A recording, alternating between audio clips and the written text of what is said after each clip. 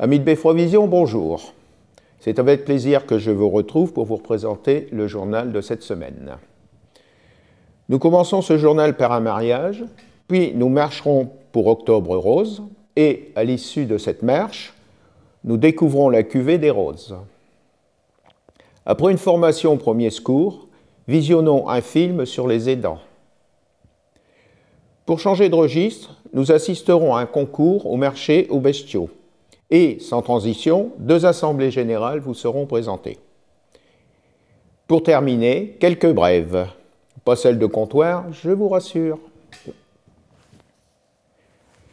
Assistons à l'union de Cédric Durand et Nancy André, à qui Beffroi Vision souhaite beaucoup de bonheur.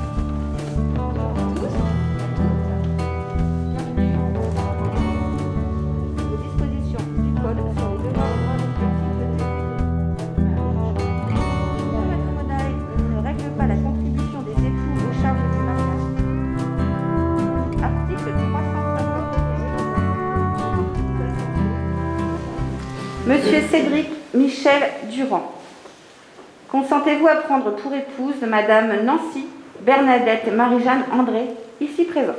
Oui. Madame Nancy Bernadette Marie-Jeanne André, consentez-vous à prendre pour époux Monsieur Cédric Michel Durand, ici présent? Oui. Au nom de la loi et par les pouvoirs qui me sont conférés, je vous déclare unis par le mariage. Merci. Félicitations. Merci.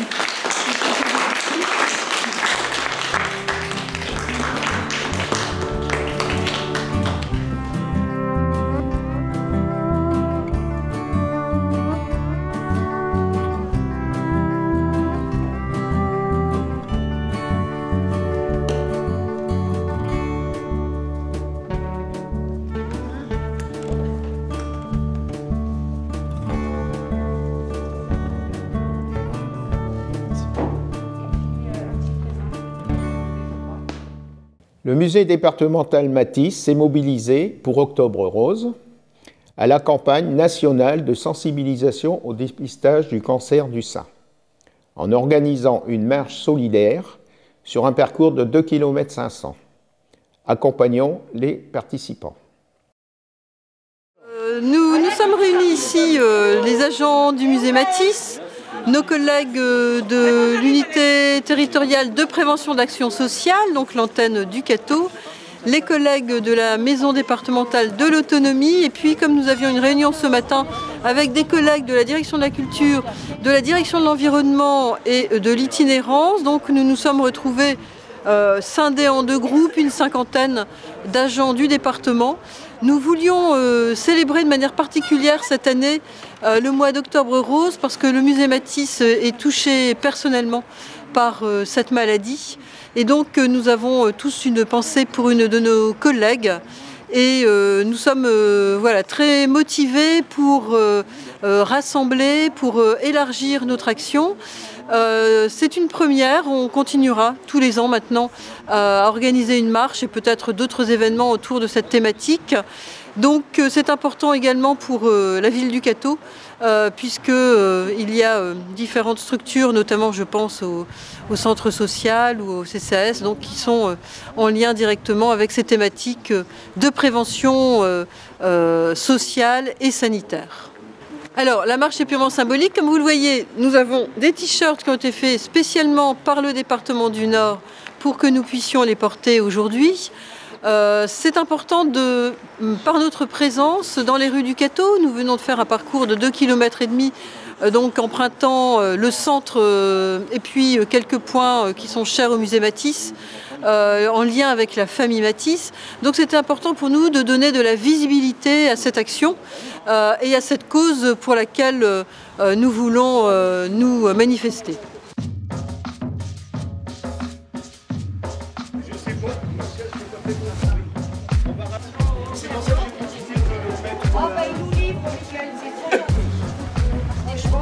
Ah bah tu vois, hey, j'ai prévu... En plus c'est cuit. On va voir la partie de la piscine et on va repartir là et on va... Ah, il va faire le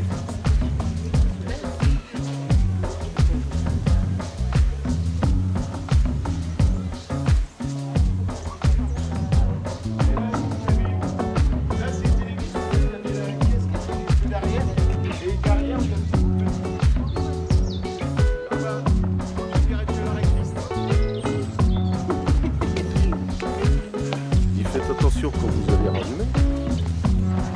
Sur votre gauche, vous avez on a appelé le patronage laïque ou l'habitat laïque. Juste avant les pressings, vous allez voir. Là, il y a l'école de musique.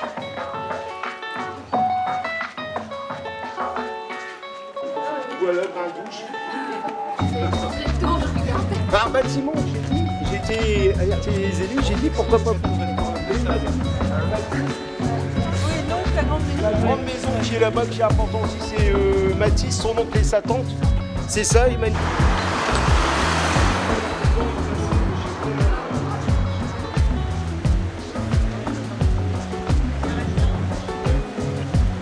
Oui, ce matin. Vous allez masquer ? Alors je suis Madame Vaucel, nous représentons l'UTPS de Leucateau. Alors l'UTPS, pour les gens qui ne le savent service pas. social de Leucateau. Voilà. Alors donc, pourquoi avez-vous participé à cette marche?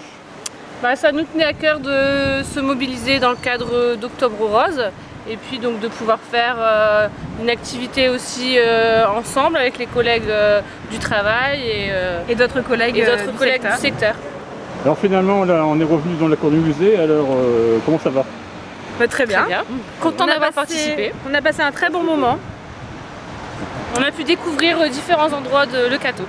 Moi, j'étais très heureuse de participer en tant qu'individu, d'une part, femme et qui veut représenter les autres femmes. Et je représente le Cambrésis au sein du CIDF, c'est le Centre d'information des droits des femmes.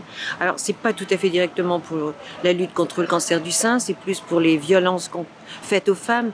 Mais je trouve que le cancer du sein est une des violences finalement et qu'il faut beaucoup les accompagner, être auprès d'elles et puis surtout montrer notre solidarité. Un jour comme celui-ci, un jour par an ou deux, ça vaut le coup quand même de se déplacer et de faire cet effort. Donc ça a été très bien organisé au musée. Nous avons fait nos petits kilomètres et puis dans la bonne humeur et en pensant à celles qui souffrent actuellement. Bonjour, Michael Ménina, je travaille au musée Matisse. Donc ma direction m'a proposé d'organiser une marche pour Octobre Rose. Donc nous avons créé 2 parcours de 2,5 km chacune, environ 30 minutes par parcours. Moi, cette marche qui m'a motivé, j'ai pensé à mes camarades, amis, famille, toutes les personnes malades autour de moi, collègues, et qui m'a motivé de plus pour cette action, pour toutes ces femmes qui souffrent de cette fameuse maladie. Et je remercie tous les services qui ont participé. Je remercie Madame Pierre qui est toujours près de nous au musée Matisse, qui vient régulièrement nous voir. Et je remercie ma direction et l'ensemble du personnel du musée. Et voilà, Claude, je pense que j'ai un peu fait le tour. Merci. Je rends l'antenne à vous, Cognac G. Merci. Merci, Léon Zitron. Voilà. Dans le cadre d'Octobre Rose, et parce qu'il n'y a pas de petites actions pour les grandes causes, dégustons, grâce à Daphné Loquet, la cuvée des roses, une bière rose sans alcool. Merci à l'Office du tourisme du Cateau d'avoir permis cette action. Alors, moi je suis Daphné, donc présidente de l'association Bubbleca. Et moi je suis Anaïs et je fais partie du bureau de l'association Bubbleca en tant que vice-secrétaire. Alors parlez-nous de votre association justement. Alors l'association, c'est une association qui a été créée par des salariés du centre de cancérologie Les Dentelières, donc basé à Valenciennes. Et en fait, l'idée, c'était de pouvoir augmenter le financement des projets, des ateliers qui étaient mis au bénéfice des patients dans le cadre de leur prise en charge oncologique. Et donc l'idée, c'était de pouvoir leur proposer une prise en charge globale en complément des soins purement médicaux. Et donc aujourd'hui, que faites-vous exactement dans l'Office du tourisme? Alors aujourd'hui, on est là pour présenter notre projet à l'occasion d'Octobre Rose, donc qui est le mois de la prévention pour le cancer du sein. Donc on a créé en partenariat avec donc, le centre de cancérologie des Dentelières d'où l'on vient et la brasserie Terre et Tradition de Kérena, une bière rose sans alcool qui est à base de fruits rouges et avec des touches d'hibiscus. Et donc en fait elle a cette couleur rose à l'effigie d'Octobre Rose, et du coup c'est un outil pour sensibiliser les gens à Octobre Rose, et elle est sans alcool, donc c'est aussi l'occasion pour nous de souligner la prévention parce que l'alcool est un facteur de risque, notamment pour le cancer du sein. Et donc il y a aussi autre chose, on peut faire des dons apparemment.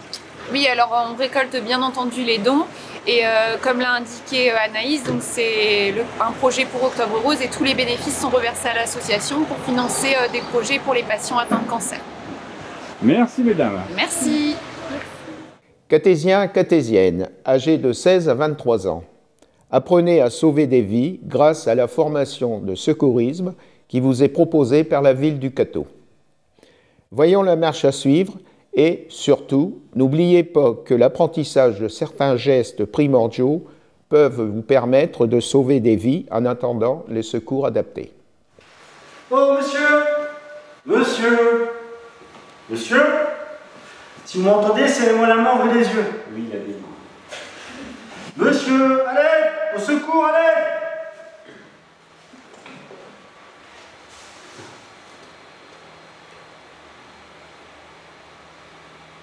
Bah tiens, t'es là, Martin. Bah écoute, Martin, il faudrait aller alerter les secours. Tu leur dis qu'il y a une personne qui est en arrêt cardiaque, il faudrait me ramener le défibrillateur à l'entrée du bâtiment. Ça marche. Merci.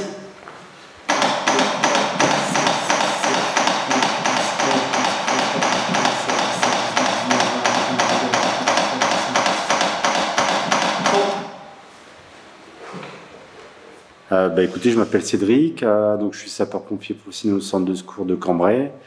Donc je suis moniteur national de premier secours, donc c'est ce qui me permet de dispenser des formations au premier secours. Les jeunes se sont inscrits donc afin d'apprendre les gestes qui sauvent. Donc c'est une formation qui est essentiellement basée donc sur les gestes de premier secours. Donc on essaie de les préparer au mieux à être capable d'intervenir si un accident venait à se produire. Alors un exemple de secours. Sur ce qui va être vu aujourd'hui, sur ce qui est fait aujourd'hui. Voilà, par exemple, vous avez fait ce matin, par exemple. Ce qui a été vu ce matin, on a vu comment intervenir face à une personne qui avait perdu connaissance. On a également parlé des malaises. On a parlé de l'obstruction des voies respiratoires. On a parlé donc des hémorragies, des plaies, des brûlures, des traumatismes. Et on va également parler de l'arrêt cardiaque. Ah ouais.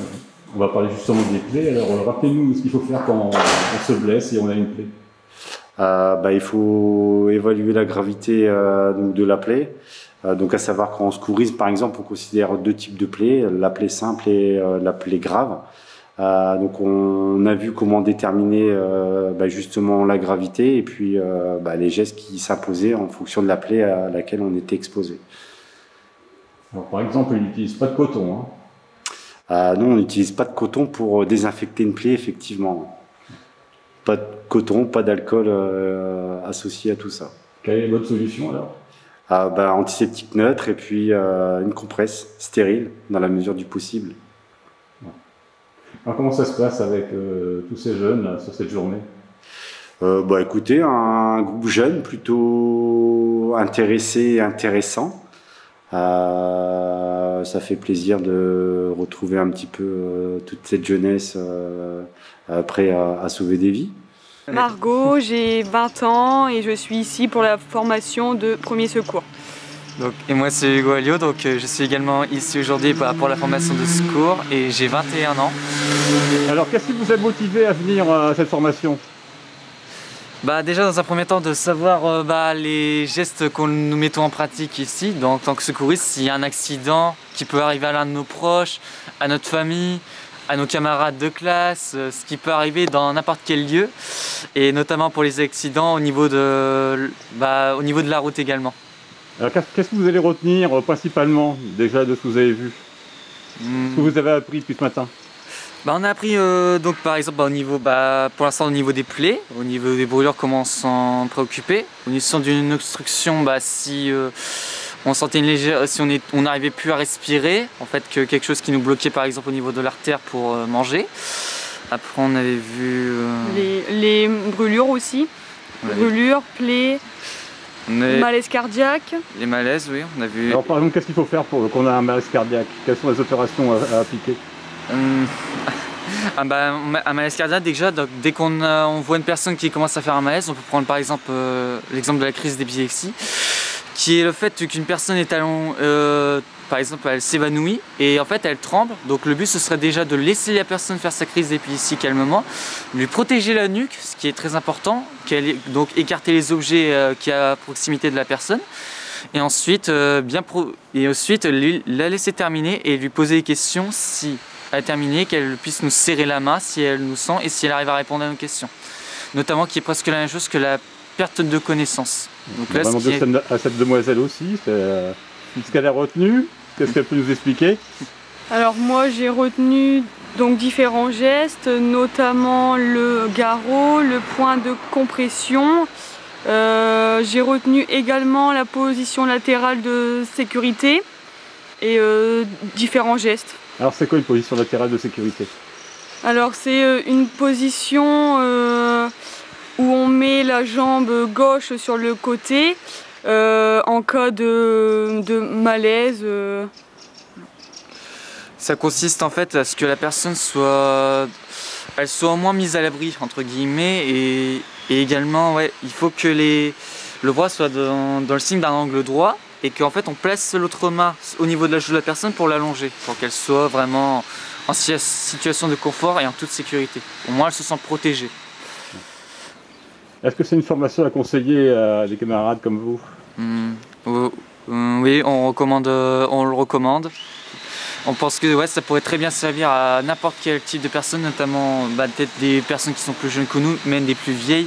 On leur recommande parce qu'au moins ça pourrait leur permettre d'apprendre quels sont les gestes à mettre en place pour sauver une vie. En prolongement de la Journée nationale des aidants, le film photographique de Karl Cordonnier, J'existe encore, aider à corps, à cœur et à cri, a été projeté au musée Matisse. Suivons cet exposé. Monsieur Cordonnier, bonjour. On va se permettre d'enlever nos masques juste le temps de cette interview. Ok, d'accord, très bien. Monsieur Cordonnier, bon. La première question, qui êtes-vous? Pouvez-vous vous présenter? Eh bien, je suis photographe. À l'origine d'un projet, j'ai travaillé dans la presse, j'ai travaillé pour Médecins sans frontières pendant quelques années, dans différents endroits, et j'ai lancé une mission photographique au long cours qui interroge des questions de société, comme des enjeux démographiques et du vieillissement de la population, ce qui m'a amené à travailler avec le docteur Lebert de Bailleul sur la maladie d'Alzheimer, mais il y a ça 25 ans, et c'est une aventure finalement médicale et photographique qui dure depuis ce temps-là, avec l'idée d'être dans une forme de recherche. Donc pourquoi sommes-nous ici aujourd'hui au musée Matisse? Eh bien c'est un travail, comme je disais, au long cours, qui fait le lien entre l'art et la société, l'art en l'occurrence et la santé, la photographie et la santé. Et le projet s'est mené avec la maison Annie Girardot, la maison des aidants, avec l'idée d'interroger la notion d'aidant à travers l'expression d'aidants familiaux qui viennent à la maison des aidants et qui parlent de leur relation avec les proches atteints de maladie d'Alzheimer et d'autres formes de maladies. D'accord. Et donc on est ici pour voir le résultat et voir un petit film.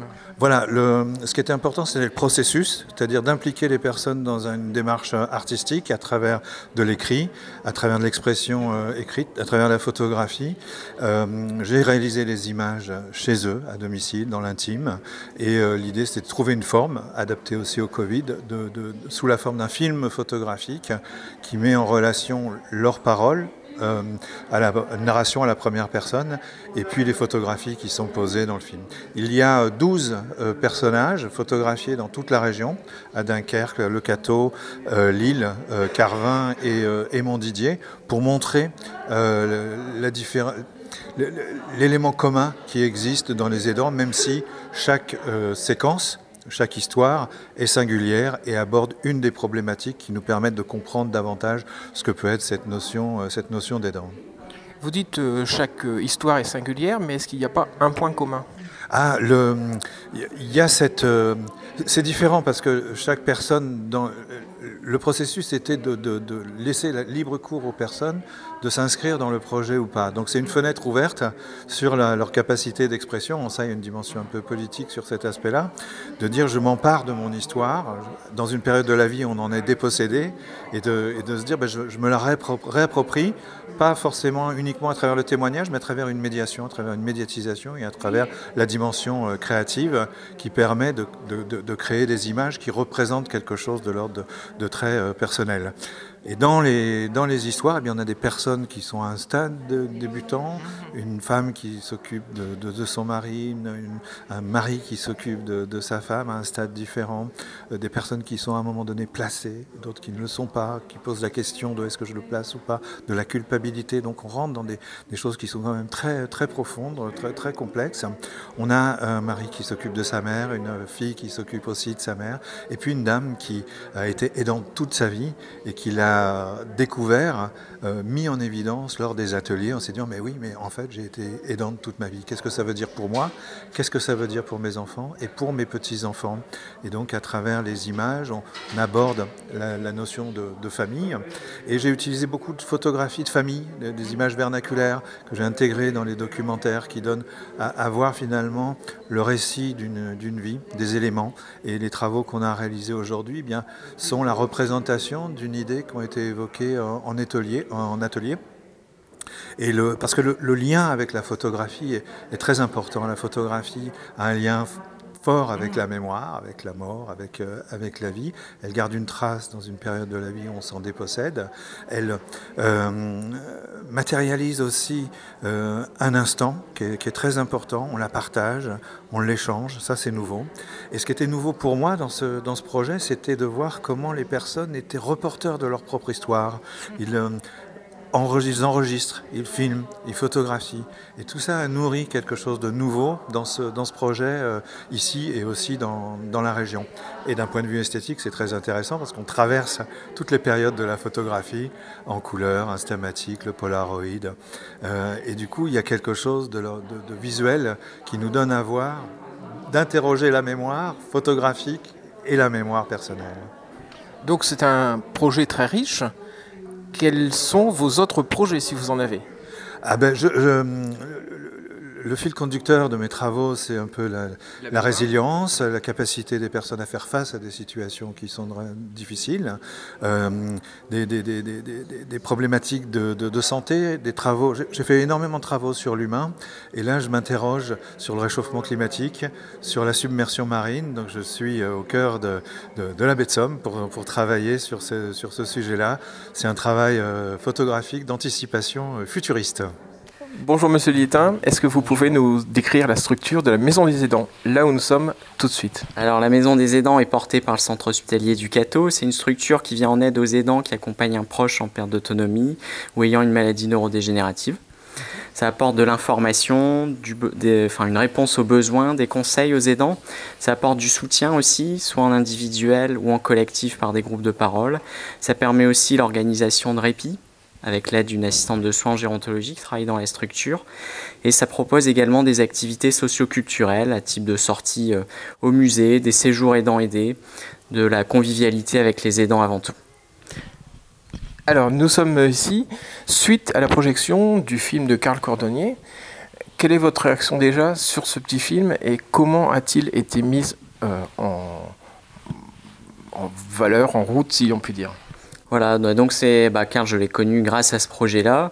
Il a bénéficié de subventions au niveau du département du Nord, au niveau de la région Hauts-de-France. Il a pris attache avec la Fédération des plateformes d'accompagnement et de répit. Et, certaines plateformes se sont portées volontaires pour porter ce projet photographique. Où donc nous, sur le territoire du Cambrésis, on a rencontré 3 aidants qui ont accepté de se confier, d'être photographiés dans leur quotidien et de parler de leurs conditions d'aidants.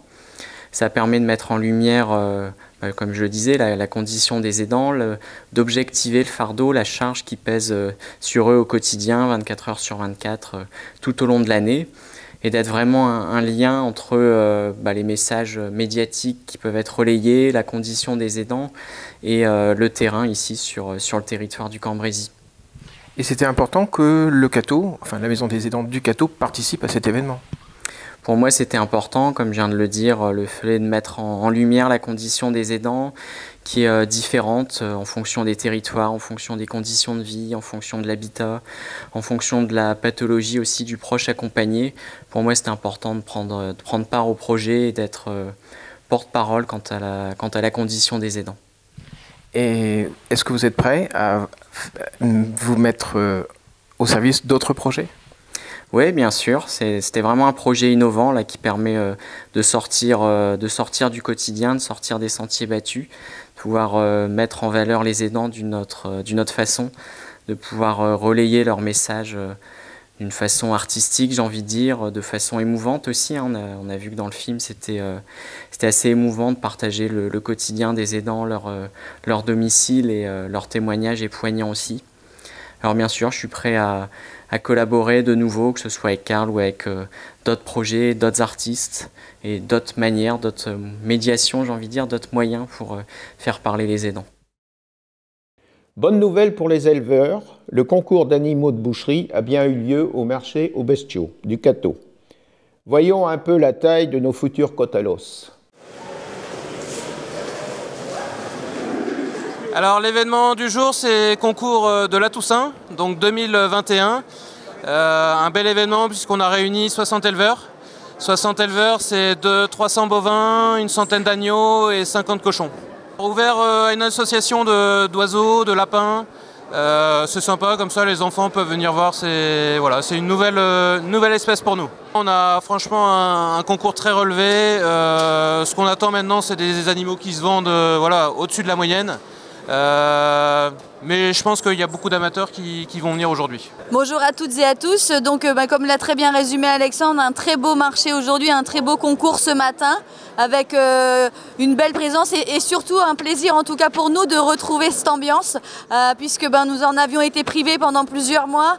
Et le retour aux sources, le retour de voir cette émulation économique traditionnelle et qui est très ancrée dans notre territoire, en tout cas, c'était d'une grande importance pour nous d'être présents aujourd'hui à leur côté. En plus, une association qui est très dynamique et puis sur laquelle il y a une belle impulsion et qui fait en tout cas une belle résonance de la ville du CATO et du territoire du Cambrésis, bien entendu au sein du département du Nord et de la région. Et donc j'en profite pour passer la parole à mon homologue de la région juste à côté de moi, Laurent Rigaud. Merci beaucoup, bonjour à tous. Alors une belle action de communication et de valorisation d'un savoir-faire, d'une filière assez exceptionnelle qui regroupe beaucoup de monde, beaucoup d'économies et la région sera aux côtés avec tous ces gens qui construisent ce circuit de valorisation de viande exceptionnelle qui mériterait d'ailleurs, quand on sillonne l'ensemble des régions, sur notre région, on a des éleveurs, des animaux, des bouchers qui sont assez remarquables. En tout cas, un métier que j'affectionne particulièrement, puisque je le pratique depuis maintenant 32 ans. En tout cas, un maillon fort pour la région et vive cette filière de viande de qualité. Au nom de la ville du CATO, c'est un vrai plaisir de se retrouver ici, de reprendre aussi ces bonnes habitudes de regroupement, de voir du monde et de voir une activité aussi emblématique aussi par rapport à notre territoire. Toujours un vrai plaisir et que vive le marché aux bestiaux du CATO. Alors, le marché du bœuf va bien d'une façon générale. En fait, les éleveurs ont profité un peu du Covid parce que les gens voilà, bloquaient un peu, allaient un peu en grande distribution, donc se sont remis à aller à la boucherie traditionnelle. Et tout ça, ben, voilà, la filière en a profité et ça a permis de vendre des bêtes plus chères à la semaine. Et c'est significatif. D'une vache laitière, c'est plus 5%. Dans des races à viande, on est plutôt à plus 10% en termes de tarifs. Alors, prochain concours, c'est Pâques. Donc, c'est au mois de mars. C'est 3 semaines avant le week-end de Pâques. Et donc, ouais, je voulais aussi signaler, faire un mot à la municipalité, monsieur Serge Siméon, voilà, de le remercier pour ce qu'il fait pour nous et puis que vive le marché. Voilà. L'Assemblée générale des Amis de Westerburg s'est déroulée en présence d'une vingtaine de membres de l'association. Écoutons le président effectuer le bilan de la saison écoulée. Alors, Monsieur le Président, bonjour. Bonjour les amis. Qu'est-ce qu'on peut retenir de cette Assemblée générale? Ben, ça a été très sympathique. Je suis bien content, c'est qu'on a eu pas mal de personnes du conseil municipal. Bon, c'est sûr, on les a invités. Je ne sais pas si ça se faisait auparavant, mais moi je tenais à le faire. Donc je l'ai fait, puis je vois qu'il y a beaucoup de gens du conseil qui sont venus. Bon, ensuite, avec nos amis adhérents, bon, c'est la petite routine de tous les ans. Et puis, je trouve ça toujours sympathique. Bon, je suis déjà originaire moi-même d'Allemagne, alors moi, je veux que ça perdure, ce jumelage, ces réunions, ces rencontres. Il n'y a rien de plus merveilleux, moi, je trouve. Parce que tout à l'heure, vous disiez que c'est vrai que ces réunions vous ont manqué pendant 1 an et demi. Hein? Ben, l'année dernière, on a fait une réunion, mais enfin, c'était pas ça. Bon, on était déjà en pleine pandémie, mais en temps normal, c'est tous les ans. On fait ça tous les ans, en octobre. Voilà. Bon, la principale nouvelle, c'est que vous avez une trésorerie saine, c'est déjà bien. Oui, ça c'est pas mal. Oui. Bon, on va dire aussi que cette année, on n'a rien dépensé. Il n'y a pas eu de mouvement, il n'y a pas eu de sortie, de grosses dépenses. Il n'y a pas eu de rentrée non plus, mais bon, ça ira mieux l'année prochaine. Hein, on espère.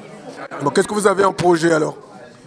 Ben, on va dire qu'il faut attendre un petit peu. Après, entre nous, on va discuter, même avec nos amis là-bas, voir ce qu'on peut faire ensemble. Surtout ensemble. Bon, finalement, qu'est-ce qu'il faut vous souhaiter alors? Ben, ce qu'on souhaite, c'est que déjà que cette amitié, cette fraternité, elle perdure. Bon, ça fait déjà 34 ans, c'est merveilleux, et ça doit durer. Bon, c'est pour ça que j'ai voulu prendre la présidence de l'association. Personne ne voulait le faire, bon, ça ne me disait pas grand-chose, mais je me suis dit, allez, il faut y aller, sinon après il n'y a plus rien. Après il n'y a plus de rencontres, il n'y a plus d'amitié, et ça doit durer, l'amitié. Donc vous disiez qu'il y a eu des changements dans votre bureau? Ben oui, parce que, déjà il y a eu une démission de la secrétaire de la dernière fois, Madame Legrand. Bon, après on a eu l'occasion de Madame Laura qui a voulu prendre la place. Et puis, bon, ça s'arrange bien, c'est bien. Alors nous vous souhaitons donc un très bon parcours. Alors. Ah, merci. Ben, je pense que ça va aller. Hein. Michael Huillard, président de la société de pêche La Sirène, a convoqué ses adhérents pour l'Assemblée générale extraordinaire 2021. Écoutons son bilan. Alors bonjour, aujourd'hui le 10 octobre a eu lieu une assemblée générale extraordinaire pour réaliser le vote des conseils d'administration des associations de pêche. Donc initialement était prévu en 2020, mais avec les événements du Covid, le gouvernement l'a repoussé de 1 an. Donc à ce jour, nous avons réalisé l'assemblée générale extraordinaire. Donc il y a eu 8 candidats.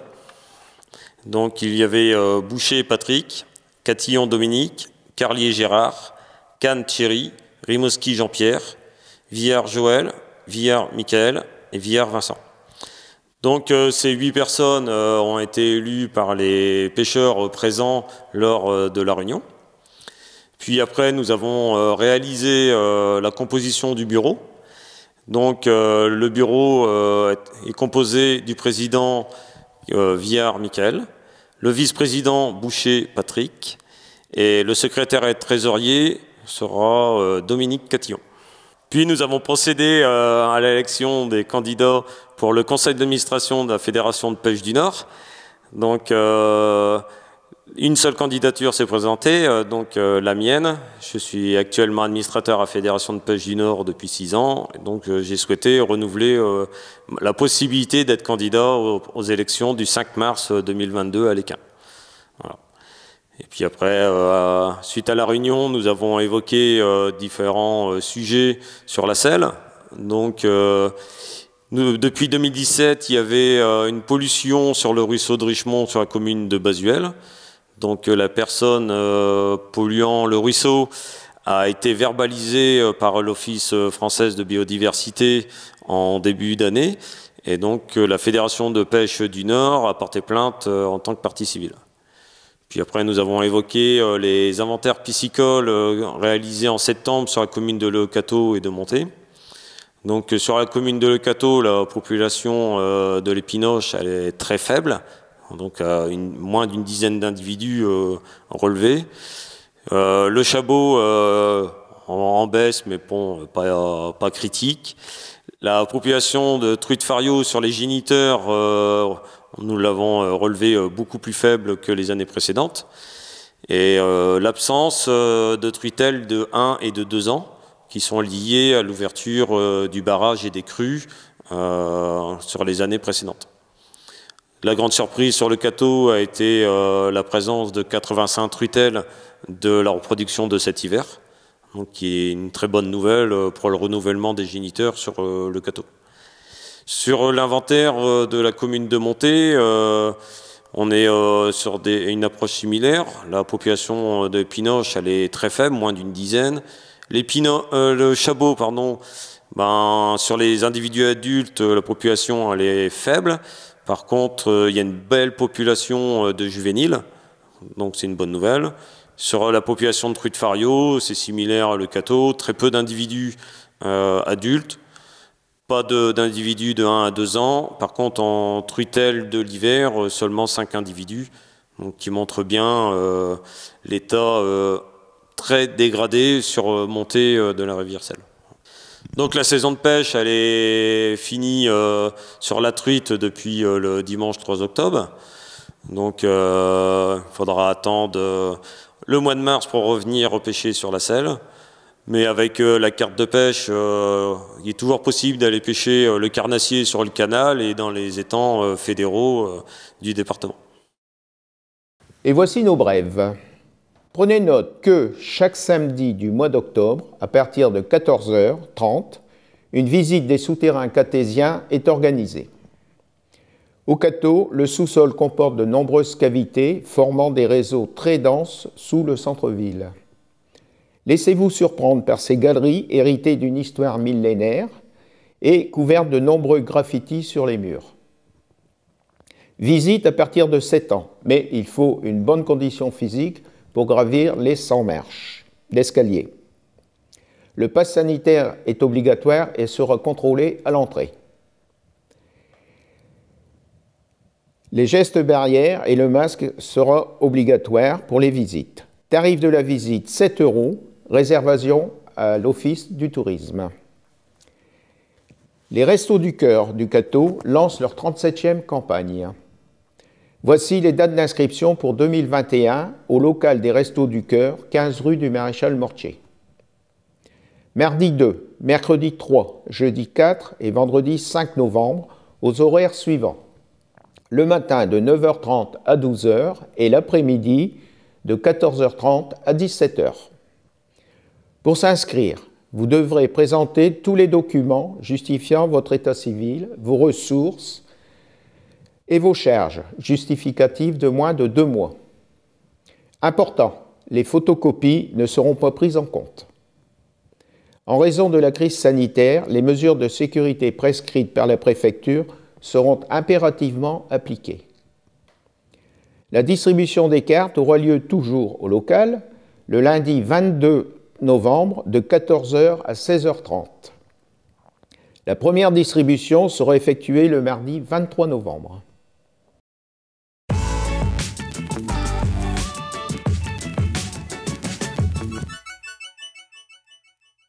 Eh bien, bonsoir aux amis de Befrovision. Donc ce soir, grande rencontre avec nos musiciens, puisque depuis un certain nombre de mois.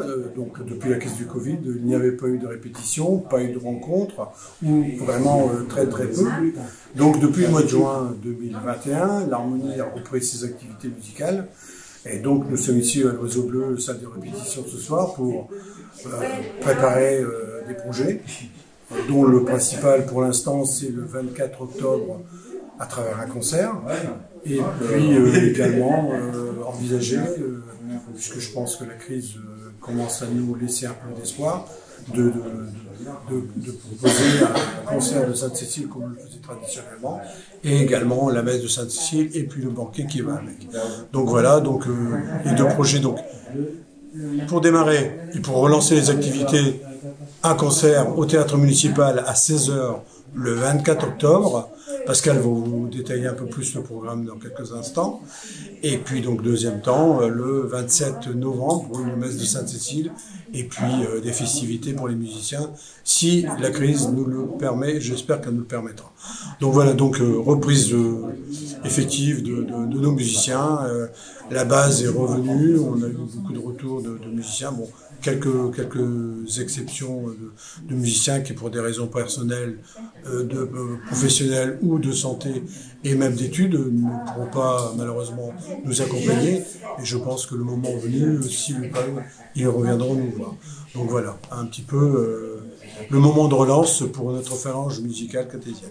Bon, je vais passer la parole à notre directeur qui est à côté de moi, qui va vous expliquer un petit peu le programme du 24 et puis va vous dire aussi un peu son sentiment sur le plaisir qu'il a à retrouver ses musiciens et de pouvoir les faire travailler. À toi, Pascal. Oui, donc nous avons repris les répétitions depuis maintenant la fin du mois d'août. Et on devait jouer septembre, mais vous savez que ce concert a été annulé.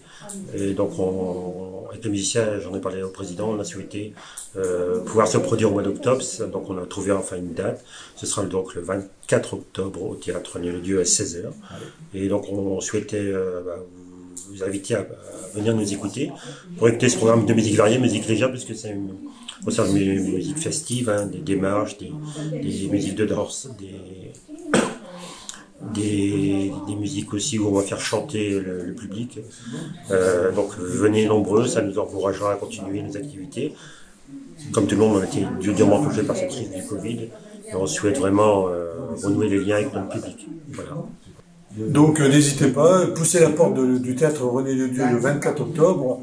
Ça sera une forme d'encouragement pour les musiciens, pour le directeur, et puis aussi pour la sympathie de vous revoir tous et écouter des bons morceaux, de passer un agréable moment ensemble, musical, en espérant qu'il y en aura beaucoup d'autres derrière. Voilà, merci à vous de nous avoir écoutés, et puis venez nombreux surtout. Comme je viens de le dire, ce sera avec grand plaisir qu'on vous accueillera. On vous demandera quand même le pass sanitaire malheureusement à l'entrée de la salle, mais pour le reste, on n'a pas tenu à une jauge, donc venez nombreux, le plus nombreux possible. Ce sera le plus beau remerciement qu'on pourrait faire à tous ces musiciens. Alors le LALP Animus vous propose le lavage des tombes 2021. Il s'agit d'un autofinancement qui va permettre aux jeunes de réaliser de futurs projets. Il n'y a pas de somme précise à donner. Vous donnez ce que vous voulez. Le nettoyage se déroulera au cimetière du Cateau le jeudi 28 octobre de 14h à 18h. Réservation au 06 87 90 74 12. Merci pour ces dévoués volontaires. Et avant de terminer, une petite dernière. Savez-vous comment reconnaître un hamster mâle d'un hamster femelle? Non. Eh bien, vous collez votre oreille sur le ventre du hamster et vous écoutez. Si vous n'entendez rien, c'est un mâle. S'il y a du bruit, c'est une femelle. Pourquoi? Ben parce que dans le corps d'Amsterdam, il y a des marins qui chantent. Ce journal est maintenant terminé. Merci pour votre fidélité à nos programmes. Prenez bien soin de vous. Au revoir et à bientôt.